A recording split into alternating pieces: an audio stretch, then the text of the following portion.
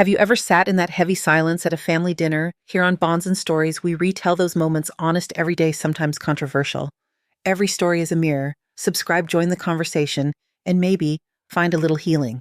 The patio band was playing an easy jazz standard when my daughter raised her glass. Balloons tugged against their strings along the Savannah River, and a cake sat frosted pink on one side and blue on the other. Gender reveal brunch, deviled eggs, sweet tea, a breeze off the water. Ava stood 6 months along and smiled toward the long table. "I want to toast the woman who should have been my mother," she said. "To Beatrice, the only grandmother my child will ever need." Applause popped. I kept both hands around my coffee. Beatrice Harrington lifted her chin to receive the praise, pearls rising and falling at her throat. Lucas looked down. No one looked at me. I rose only to reach for the scarf I had knit on quiet evenings, the soft thing I imagined wrapping around a newborn. The chair tugged a fringe. I left it where it fell. I brushed Ava's shoulder in passing and walked through the patio doors to the river walk. Savannah's humidity laid a hand on my neck. A barge moved across the brown water. I breathed until my hands steadied, then drove home with the windows cracked and the radio low. My cottage sits 3 blocks off Forsyth. I went straight to the study. The roll-top desk has been mine since I said yes to a man who could turn a chalkboard into a constellation. During chemo, when Samuel's hands shook, he built a false bottom into the desk. "You'll know when," he'd said. I pressed the grain where the knot sits like a tiny star. The panel lifted with the sigh of old wood. Inside lay a padded envelope with my name in his blocky print, "Nora, open." Only after the delivery to Ava, I did not open it. Not yet. I dialed a number I had not dialed in years. Daniel Pierce answered on the second ring. "Mrs. Whitfield." "Daniel," I said, "it's time. Send the package to Ava's address, David's address, today." "Understood." After I hung up, I sat with the envelope. In the thin light, Samuel's handwriting looked both familiar and foreign, like a road you used to take before a bypass. I traced the N and the W and heard him again. "Promise me you'll choose truth over comfort." I had promised. When I broke the seal, the letter inside was short. Samuel never wasted words. He wrote about the Harrington Fellowship Foundation and the polite machinery behind its banquets. He wrote about invoices that looped back to companies with new names but old ownership, about a man he once loved, like a brother, Charles Harrington, growing quiet in photographs as Beatrice's parties grew bright. "I cannot leave you money," he wrote. "I can leave you maps." There were names, dates, and a line that said only if she. I put the letter away and washed my face. The mirror gave me a woman I recognized silver at the temple teacher's posture. On the counter, knitting needles waited beside a half-finished bonnet the color of robin's eggs. I did not pick them up. At dawn, I had slept a little enough to make coffee without spilling when someone knocked. Lucas stood on the porch in the clothes of a man who has not yet chosen fight or flee. "Ms. Whitfield," he said. I stepped back so he could come in. He stopped at the braided rug and folded his hands as if the conversation were a deposition. "What she said yesterday," he began. "That wasn't Ava." "She said it," I replied. "She did." He looked at the floor. Since the pregnancy, since Mother started helping with the foundation events, it's like the air in our house has a voice and it sounds like her. I set a cup on the table. "Your mother called you this morning. 5 times by 7. He rubbed his thumb along his wedding ring. "She says you're going to make trouble. That Samuel fabricated things." Silence sat between us. "Do you believe that I asked?" He lifted his eyes. "I don't know what to believe. I know Ava used to call my mother B, and now says mother like it's a title. I know you left without touching the cake. I know a package is coming because a neighbor texted. And I know if I don't get this right, I lose my wife in increments." I pulled a chair out. "Sit," I said. He did.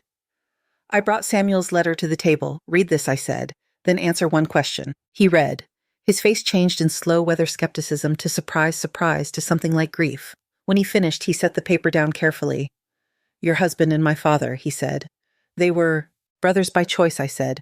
Before Beatrice decided which choices counted, he pressed his palms flat on the table. "Ask your question." "Do you love Ava for who she is," I said, "or for who your mother prefers?" "For who she is," he answered, quick and plain like a truth that had been waiting for air. "Good," I said. I slid the letter back into its envelope. "Then prove it in the only way that matters. Keep her from burning what tells the truth." He nodded once. Outside, a truck rumbled past. He stood, thanked me, and left his coffee untouched. After the door closed, I rinsed the cup. The scarf lay where I had left it, a soft spill of yarn against the floorboards. I draped it over the back of the sofa. The house was quiet. I opened the curtains and let the Savannah light in. By mid-morning, the air had that flat white glare Savannah wears before rain. I parked beneath an overgrown crepe myrtle and crossed to the Harringtons' Victorian, the kind of house that photographs well black and white tile, a porch deep enough to hold a day. Someone had buffed the brass on the door. Lemon oil and money drifted out when I stepped inside.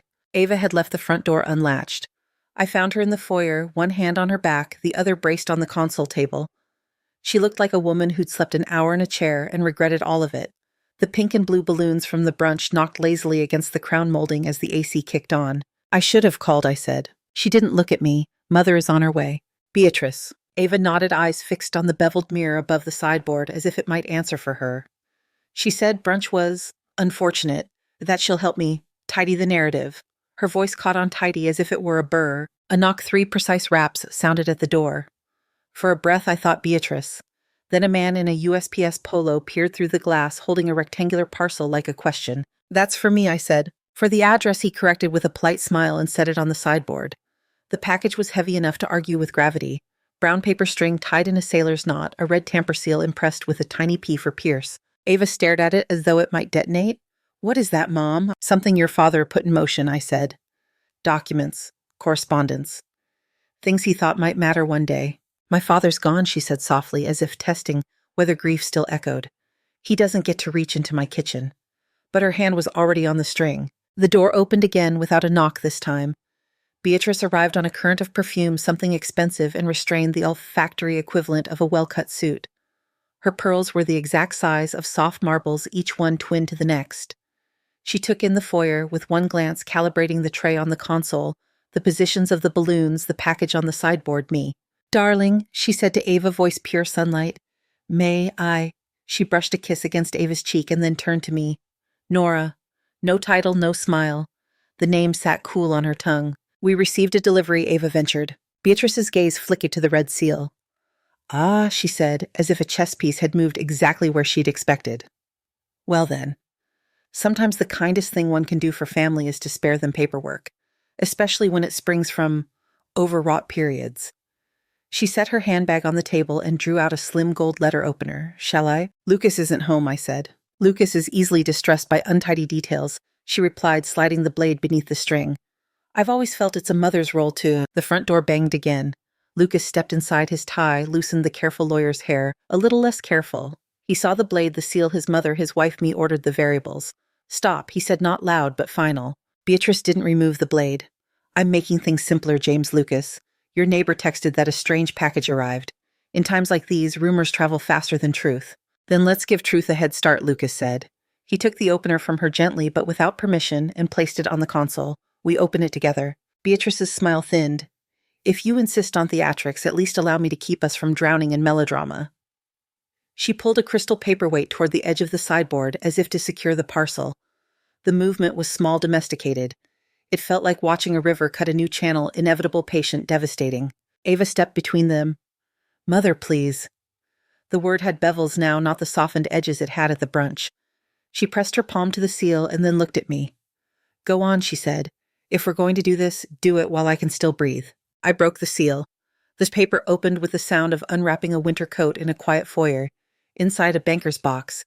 Inside that, folders with Samuel's tidy labels. Tabs, board minutes. Vendor ledgers. Disbursement schedules. Field photographs. 2 smaller envelopes lay atop the stacks, one marked Ava, the other Lucas. "Start here," I said, laying out a ledger. Lucas scanned the columns with the quick eye of a man trained to find the hinge in an argument.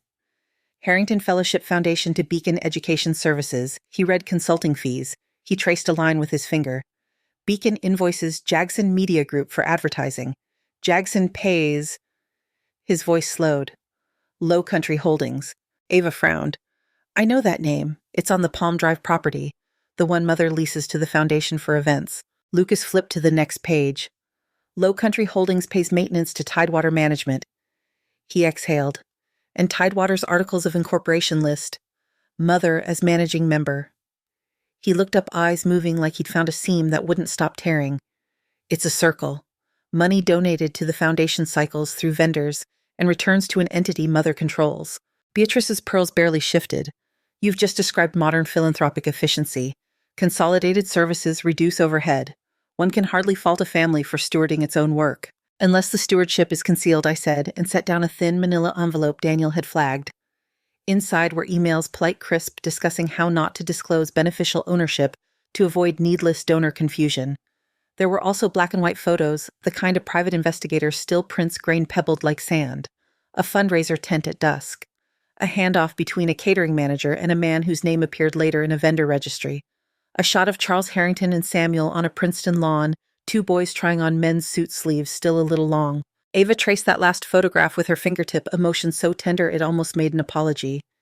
"He looks kind," she said. "My father-in-law." Lucas's mouth pressed into a line that wasn't anger yet. He said, when he could get out from under the calendar Mother kept for him. The bell chimed once more.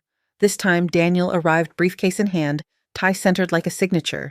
He nodded to everyone, then to the box. "Good, you're in." Beatrice's smile became something lacquered. "Mr. Pierce, I suppose you'll insist on turning a family adjustment into a drama." "Nothing dramatic about arithmetic," Daniel said, snapping the briefcase open. He adopted the tone that convinces juries not to resent being taught. "Mrs. Harrington, the issue is not consolidation. It's self-dealing. A nonprofit may not direct donor funds to entities in which an insider has a financial interest unless fully disclosed and approved with proper safeguards. Your emails show the opposite posture, avoid disclosure." "Your posture," Beatrice said, "is tiresome." Daniel set a second envelope on the table, larger, heavier. The handwriting on it was sharp and slanted. "Lucas," he said, "from your father. He left it with me under a condition: you receive it only after you've reviewed Dr. Whitfield's materials in good faith." Lucas's throat moved. He broke the seal without flourish. Paper rasped. He read, standing, shoulders pulled back, the way men sometimes receive hard news. When he finished, he went still. Then he passed the letter to Ava. "What does it say?" she whispered, eyes scanning. "He apologizes," Lucas said, voice even, not calm, "for letting Mother narrow the air he breathed, for not being present when it counted. He says he set funds aside outside her reach with Dr. Whitfield's help. A trust. It vests when I turn 35 or when the baby's born." He swallowed. "And he deeded property he and Dr. Whitfield bought together years ago. 2 cabins on Lake Oconee. He says he and Samuel plan to build them side by side once. He wants us to have a place that doesn't answer to anyone's list." Ava's hand went to her abdomen in a gesture so instinctive it bypassed thought. Her face wasn't glowing. That's a word magazines use. It was something else, like a kind of heat finding a path through winter lumber. Beatrice's laugh was soft and airless. "How touching. Dead men sending postcards. And now I suppose we will pretend that Nora is an expert in philanthropy because she taught seniors to annotate sonnets. I taught them to follow evidence," I said. "It's amazing where sonnets lead when you pay attention." Ava folded Charles's letter along the crease he'd intended and returned it to the envelope as if that could keep it intact against oxygen. She turned to her mother with a restraint that reminded me of a taut sail. "You went to our house while I slept," she said. "You moved the crib we picked. You had the nursery painted in a color I didn't choose. You told me after brunch that blood can be corrected by marriage." Beatrice's eyes didn't blink. "I refined chaos." "You erased," Ava said. Lucas slid the vendor packet toward his mother. "We're changing locks today," he said. The sentence an ordinary sound that rearranged the room. "And the foundation will engage an independent firm to audit vendor relationships. Voluntarily, Mother. Before anyone asks us to. You will not embarrass this family," she said. "We already did that," Ava said quietly, not looking at me, not looking away, "yesterday." Beatrice's mouth opened, a flare extinguished. She reached for the gold letter opener and found her hand empty. With nothing left to adjust, she adjusted the strap of her handbag. "This hysterical tide will subside," she said. "And when it does, you will both regret having allowed a widow's grief to steer you." She glanced at me as if at a pedestrian in the wrong crosswalk, then turned and walked out, closing the door gently enough to perform composure. The house exhaled.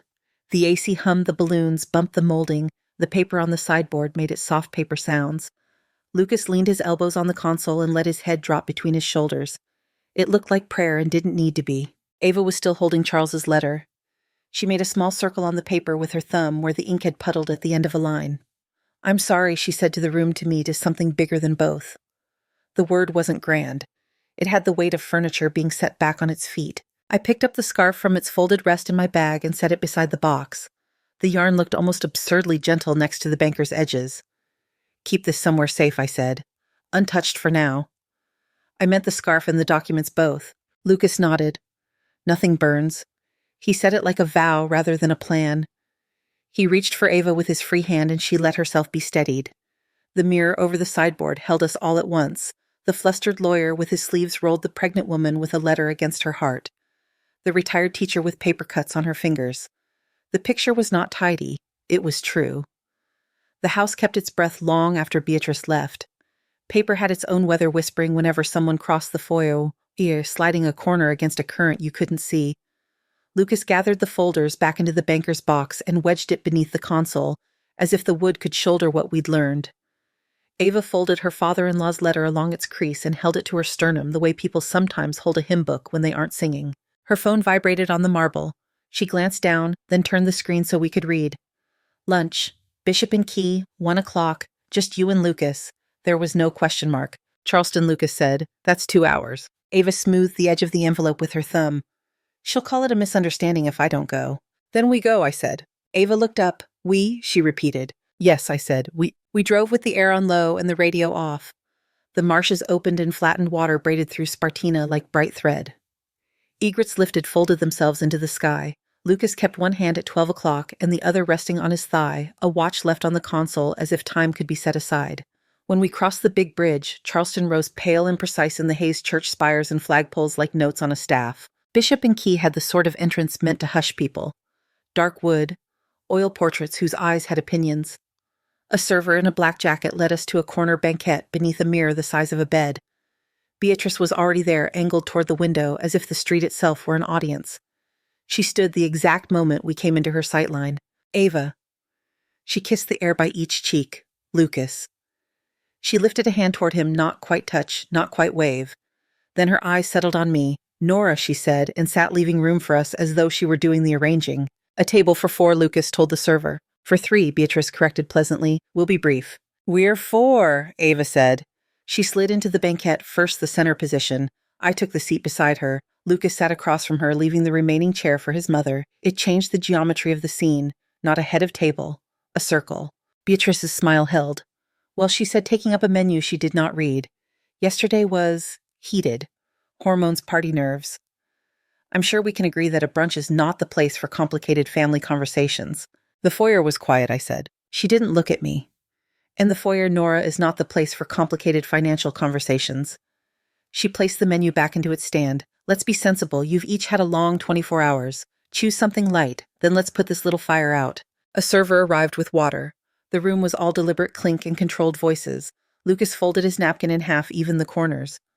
Mother, he said, meeting her eyes, we read ledgers yesterday that showed donor funds moving through vendors you control. Consolidation, she said, efficiencies. This city would collapse without them. Consolidation, he said quietly, that wasn't disclosed. Beatrice turned to Ava as if to an ally she'd temporarily mislaid. Darling, the language of bylaws sounds harsher than practice. Your father-in-law, God, rest him, never liked the engines of philanthropy. He preferred the poetry of checks written and children smiling. It's sweet. It's also naive. Ava rested Charles's letter on the table as if it needed to be present for itself. He wrote about you, she said. He said the house grew smaller every year. Beatrice's face moved the way water moves when a sailboat passes smoothly, then back to still. Your father-in-law had a tendency toward self-pity. My father-in-law accounted for the bills, Lucas said. Beatrice chose a breadstick, snapped it in half, and set both halves down untouched. And what is it you want from me today? Permission to feel righteous, a statement that absolves you when donors have questions. I'm not the enemy, children. I built the room you sit in. I gave it a name worth writing on an invitation. A man stepped into the doorway, tall despite a slight stoop, a cane made of some old wood polished by years of hands. His hair had given up all its color. His bearing had not surrendered an inch. He paused to speak to the host, with the ease of someone who had known the place longer than the host had. Then he turned toward us. Grandfather, Lucas said under his breath, rising before he remembered he was supposed to stay angry. Theodore Harrington, Beatrice said. Smile lacquered now. You weren't invited. You never had to invite me, he said, leaning to kiss Ava's cheek. I paid for the first 6 months' rent on this room when it was still a glorified storage closet. Sit, please, Ava said, moving the extra chair with her foot. He sat, laying the cane along the bench beside him like an instrument he might pick up again. I met with the board this morning, Theo said, as if he were telling us the weather. His voice had a softness you didn't want to mistake for weakness. We reviewed material sent by Mr. Pierce. We read the bylaws you wrote, Beatrice, when you wanted continuity beyond any one person's preference. We exercised the clause for interim governance. Beatrice's hand found her glass and held it as if it might float away. You convened a meeting without me. You left your phone on Do Not Disturb, he said. Perhaps a habit that has served you. It did not serve the foundation. What did you do? She asked, the words losing their French cuffs. We elected me chairman pro tempore, he said. We place Lucas in charge of legal compliance. Ava will serve as acting executive until the audit is complete. He looked to his grandson and then to Ava. If you accept. Ava's breath made a small fog on the mirror behind us that only I could see. She didn't perform a speech. She nodded. Lucas did too, hands on the table, fingers apart like a man bracing for a wave. Beatrice smiled again, a different shape this time, something with teeth. You've delighted the gossips, she said. For a week. No, Theo said. We've steadied donors who wanted to believe their checks matter. We've protected the scholarship recipients who shouldn't be collateral in a family quarrel.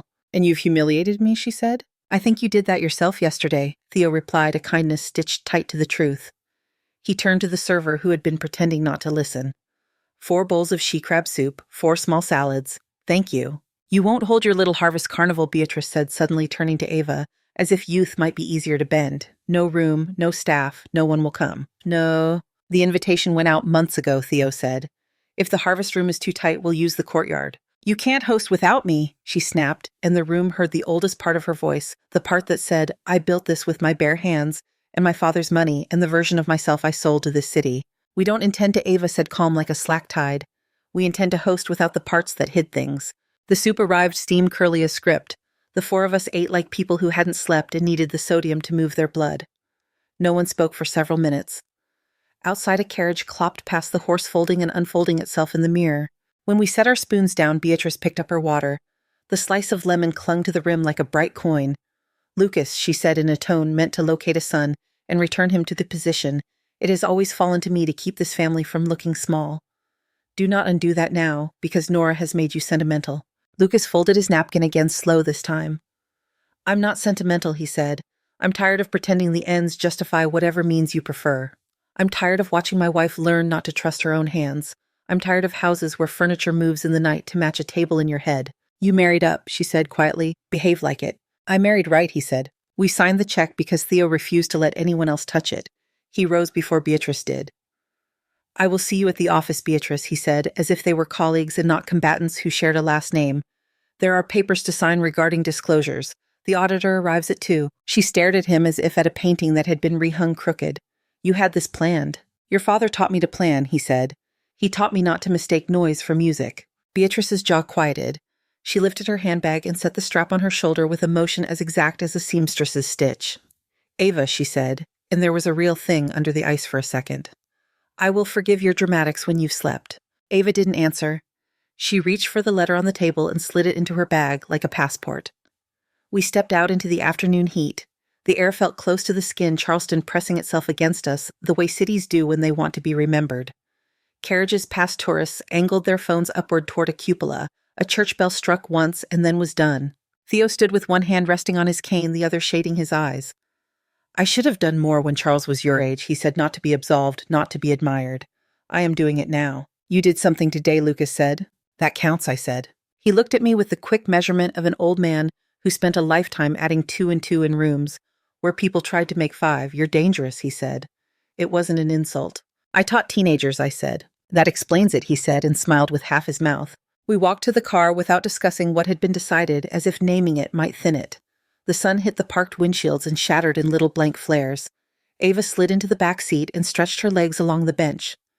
She rested a hand on the letter again, a habit now muscle memory in the making. Halfway back to Savannah, the marsh opened into that long, unarguable horizon. Lucas drove with both hands now jaw unclenched. A storm was building somewhere out over the water, a bruise darkening beneath skittering cloud. The road arrowed on. In the rearview mirror, I watched Ava watch the coast slide by, her expression not soft, not hard, simply exact. We took the exit for their neighborhood because we had left a box under a console, and because the day wasn't finished with us. The Victorian looked as it had when we left it, perfect from the sidewalk, as if a photograph might do for a truth. Lucas parked in the shade and killed the engine. The car ticked as it cooled, one of those small sounds you only hear when everyone is trying very hard to keep still. Keys, Ava said, and held out her hand. He placed the ring on her palm. She unfolded it, found the small brass that opened the side door, and closed her fingers around it like a coin she intended to spend on something worth it. The 3 of us crossed the brick walk together, a slow, deliberate walk, nobody pacing ahead, to lead nobody lagging behind to ask permission. Inside the foyer's paper weather had settled. The box waited where we'd left it. The mirror over the sideboard reflected only what stood before it, faithful and uninterested in opinion. Lucas lifted the banker's box and set it on the dining table, the one that had been given to them by Beatrice the week they closed on the house. The wood was flawless. It could hold weight. Ava touched the scarf I'd folded on top and moved it to a chair not away, just aside. She looked at me and then at Lucas. "We keep what we need," she said. Her voice wasn't a speech. It was a measurement spoken aloud. She opened the first folder and began to read. By the time dusk settled, the courtyard behind the Foundation's headquarters had the soft geometry of a postcard. Strings of bulbs crossed from brick to brick, their warm circles overlapping like coins. Servers in black moved along paths of crushed oyster shell. The smell of boxwood and butter mingled. Someone had thought to hang moss from the wrought iron balcony, and the wind flirted with it just enough to make shadows move. We came through the side gate because the front stairs had become a kind of stage. Lucas placed a hand at the small of Ava's back the way he always did, when the ground was uneven. I walked beside them and felt eyes touch us, curious, counting, deciding. I've lived long enough to know when a room intends to behave and when it intends to test its fences. This one intended both. Theodore Harrington stood near the terrace steps in a navy suit that had been altered more than once by the same tailor. His cane leaned against the balustrade, not as a crutch but as punctuation. When he saw us, his face eased not into a smile exactly, but into relief that knew its place. He nodded, then raised a hand, and the string quartet let the last bar of their arrangement dissolve. "Friends." He said no microphone, just the kind of voice that was trained before microphones mattered. "Thank you for being here. We've always called this evening a harvest of gifts, of attention, of goodwill. Tonight we'll harvest something else, clarity. Our city deserves it. So do the students we claim to help." He kept it spare. He could have named names and displayed charts. He chose words that held without shaking. He spoke about the audit already underway, about recentering dollars on students instead of machinery, about the board's vote at noon. No flourish, no apology for meeting without the former chair. He closed with a line about trust that didn't strain itself into poetry, and then he gestured to Ava. "If you've never watched your child step toward a thing that might eat her, I hope it stays that way." Ava climbed the 3 low steps as if they were ordinary. The dress she'd chosen didn't ask forgiveness or shout for attention. It understood her shape and let her stand up in it. She didn't glance at notes. She looked at the donors, at the staff in the back, at the students near the greenery, who'd been brought by mentors to hold plates and practice eye contact, and then she found me the way a person finds the horizon without thinking about it. "Thank you, Mr. Harrington," she said, steady. "Thank you for coming on a night that isn't simple." She spoke for a minute about scholarships. She'd seen changed travel plans and calendars and futures. She mentioned the audit in one clean sentence and let it sit. Then she said, "Before we talk about the Foundation's work, I need to correct a wrong I made in public." The courtyard took a breath and held it. "Last weekend I raised a glass and pointed it at the wrong person. I said something that was not true. My mother raised me, and she will be the grandmother my child knows first and best. If you were there and heard me say otherwise, I ask you to hear me now. It didn't take courage, it took spine. The difference matters." The courtyard didn't clap at once because old money has rules, but one woman near the terrace nodded and another near the center lifted her glass, and then the sound rose, not raucous, not thin. I stepped forward because Ava extended her hand. I didn't make a speech. I didn't need to. "Thank you," I said to her and to the courtyard only insofar as it was eavesdropping. "We'll be fine." The bulbs hummed. The quartet picked up something light. Lucas took his place at the top step next. He had a folder tucked under his arm, but he didn't open it. "We are implementing changes you can measure," he said. "Independent audit firm retained. Conflict of interest policy rewritten and enforced by people not named Harrington. Vendor disclosure on the website where anyone can read it. Minimum 75% of every dollar goes directly to scholarships and student services beginning this quarter. This is not a pledge, it's paper. If you want to see it, ask me. If you don't see it, ask me louder. Paper, not promises." The courtyard liked that. I watched a man near the catering tent tilt his head in the small dog-listening way that means a mind is turning. A staffer exhaled hard enough to fog her glasses and wipe them with her wrist. "And one more thing," Lucas said. "We're rebuilding the scholarship selection so that merit and need have room to breathe. The person I trust most with that work is the person who taught me what fairness sounds like when it's not performing. Nora Whitfield will chair the selection council." He looked at me not to flatter but to fix the choice in place. "She will read every file." An audible "oh" rolled somewhere under the pergola, the kind that's half surprise, half inventory. I didn't bow. I nodded. I do not owe curtsies to strangers. Beatrice arrived as if the evening had been waiting for her to commit to it. Pale silk, a jacket that sent its own air ahead of it, pearls doing their small lunar work. A soft corridor opened in the crowd without anyone owning the effort. She reached the foot of the steps and did not climb. She did not have to. A woman like that can project uphill. A beautiful speech, she said to Ava, her voice carrying because it was built to. A touch sentimental but well-meaning. She pivoted without moving her feet. And how charming to enlist English teachers and philanthropic mechanics. It gives donors the sense that anyone can do this work. Inclusivity is very of the moment. It would have been enough to bruise a thinner skin. It didn't bruise mine. Before I could answer, Theo took one step down, just enough to take his head out of the bulbs and into the courtyard's direct line. Nora reads for a living, he said.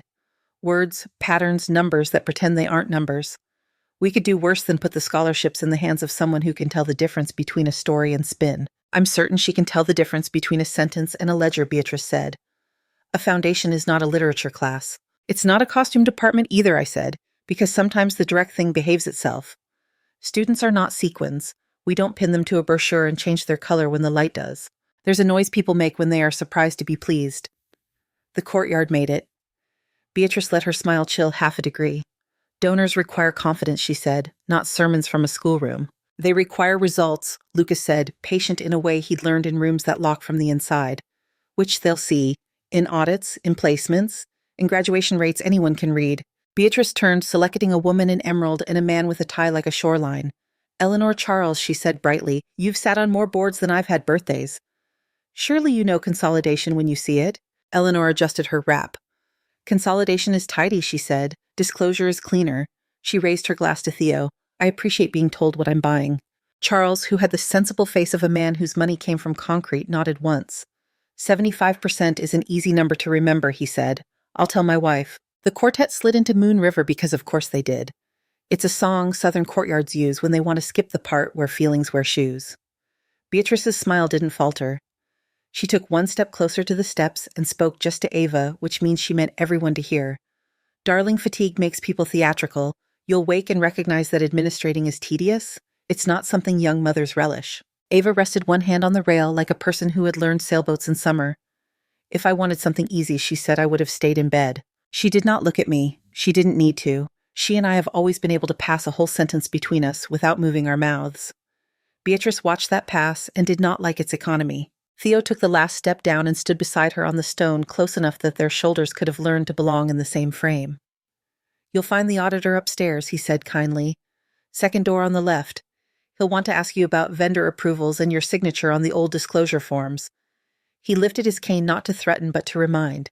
Don't be late. For a blink, something human crossed Beatrice's face, exhaustion or the fear that follows exhaustion.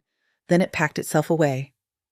Enjoy your party, she said. Let me know when you tire of making friends with spreadsheets. She turned without allowing anyone to see the bottom of her shoes and moved through the donors like a weather front reassessing its chances. Conversations rethreaded themselves. People who had stayed still now traveled. I shook hands until my wrists felt made of wire. A staffer introduced me to a student whose scholarship had exceeded tuition by just enough to pay for gas to a practicum 2 towns over. The math of that sat solid in my palms, heavier than crystal, lighter than grief. A man in a seersucker jacket asked for a photocopy of the conflict of interest policy. I told him the website would have it by morning. He looked disappointed he wouldn't get to boast about owning the only copy, then said good sounding like someone who had expected to be patronized and hadn't been. I stood alone for a minute near the hedge of viburnum where the lights made the leaves look like coins. Ava found me there and laced our fingers. I didn't say it right, she murmured. You said it plain, I answered. Plain lass. A server passed with flutes. I took sparkling water and watched it climb the glass. Ava rested her palm almost without noticing along the line where our hands joined. Across the courtyard, Lucas spoke with the auditor, their bodies angled toward a table where the vendor lists lay in neat stacks under a paperweight. I watched him nod once, then again the kind of nods men make when they know the work won't flatter them, and they agree to it anyway. When the quartet paused, the courtyard had the kind of quiet that isn't absence but arrangement. It felt like a room after furniture has found the positions it should have had from the beginning. Theo drifted over, letting the edge of his cane mark a small path. You were economical, he said to Ava. I'm fond of economy. Nora, you were less economical. I don't charge by this word, I said. He laughed without sound. Good, we can afford you. A burst of talk rose near the terrace as another round of guests arrived, late their apologies, ready their checks, probably already written. The lights hummed, the moss swayed, the oyster shell underfoot. Shifted a fraction with each step people took in their suits and shoes. The courtyard didn't feel like a stage anymore. It felt like a place where people had chosen to stand. 3 months later, the lake had its late autumn color, the water gone pewter under a sky that refused to decide. The cabin stood shoulder to shoulder above the slope like brothers who'd learned each other's habits, cedar siding, still bright porches deep enough for rain. Lucas had stain on his cuticles and a hammer hung on a nail as if he might come back in 5 minutes. He didn't. We drove to the hospital in Athens in the blue hour and came home with a daughter whose first protest had the volume of a summons. They wrote her name on a birth certificate in a nurse's cursive, Nora June Harrington. I said, "You don't have to," and Ava said, "We already did," and the baby scrunched her face in the way that makes all the adults in a room forget what they were about to argue about. We slept in corners and shifts. Theo arrived with a casserole and a joke about how money can't buy sleep. The casserole had too much nutmeg, and the joke landed in a house that didn't mind. When the pediatrician cleared it, we took the baby to the doc. The light was a quiet coin. Her fingers flared and closed as if she were catching it. Winter followed in an honest way, no theatrics. The Foundation's auditors took up space in conference rooms. Lucas drove down twice a week and came back with a jaw that unclenched as soon as he turned off the highway. The first checks under the new rules reached students before spring break. One of them wrote a thank you note in block letters that made its own grammar and its own gratitude. The selection council met at my cabin, papers spread in a tidy storm across the table. When we finished, we stacked files and walked the ridge just to look at the lake and remember why the doing mattered. Beatrice sent gifts the kind that travel with insurance, a monogrammed silver rattle, a cashmere blanket in a shade titled Shell. We kept the blanket for the stroller and boxed the rattle for a day when it might amuse a child to shake history. She asked to visit. We said yes and set a time and set chairs on the porch as if boundaries came with upholstery. She held the baby like a woman who had practiced in other years with other infants. Her wrist trembled. She commented on the weather and the road and the way cedar cures in cold. When she reached for advice, she stopped herself somewhere between mouth and air.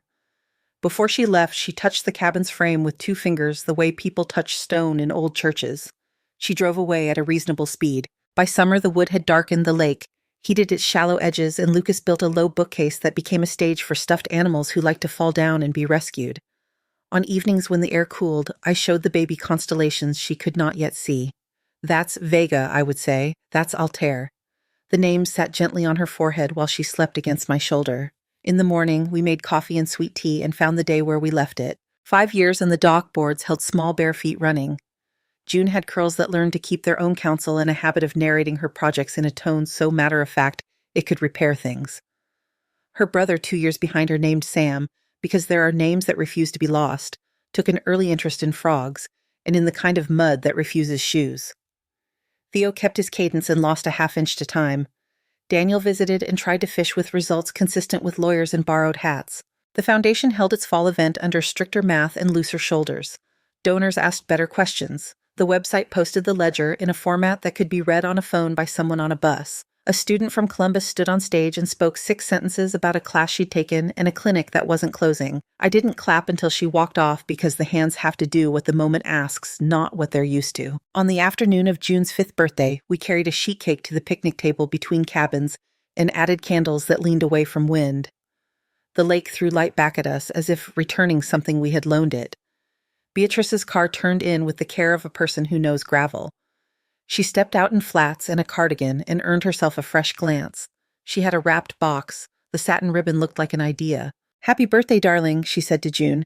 "I brought you something." June blinked at the paper, blinked at the water, sought her parents' faces like buoys. "Thank you," she said, "because manners are a boat." She peeled ribbon with an engineer's patience. Inside lay a tiny riding jacket and a helmet, the kind of gift that carries a path with it. "It's beautiful," Ava said, matching tone to truth and to weather. "We're waiting a year for lessons. We'll bring the jacket when she's ready." Something very small crossed Beatrice's mouth and repaired itself. "Of course," she said. "Of course." She stayed for cake and stepped back from the knife.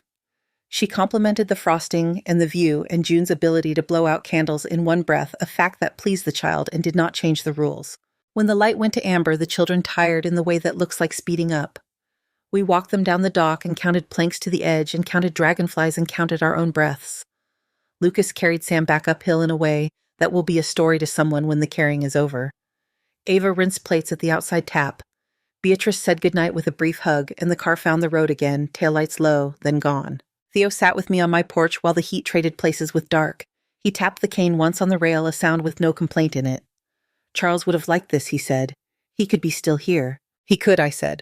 We didn't say the rest, what it costs to get a clean ledger, what it takes to leave a door unlocked, what grief looks like when it learns to live next to supper. June's voice floated from her room, the kind of singing children do to themselves without audience. The lake balanced its late light. The cabins settled into their beams. Inside there is a shelf where I keep frames that don't match. Samuel on a porch from another year. Ava in a graduation robe that still had safety pins in its hem. Lucas with sawdust in his hair grinning at a board he'd planed square. June and Sam asleep in a tangle that makes sense only to them. I set a new photo there after the guests left, 4 people on a dock, one of them leaning toward the water, all of them held by the same piece of wood. When the wind changed, it carried the clean smell of lake and cedar and cake. I turned off the porch light and the string of bulbs along the rail answered for me, small suns holding where they were hung. Thank you so much for listening to today's story. If this story resonated with you or made you reflect, I'd love to hear your thoughts, so feel free to share them in the comments below. And don't forget to like, subscribe, and hit the notification bell so you won't miss the next story.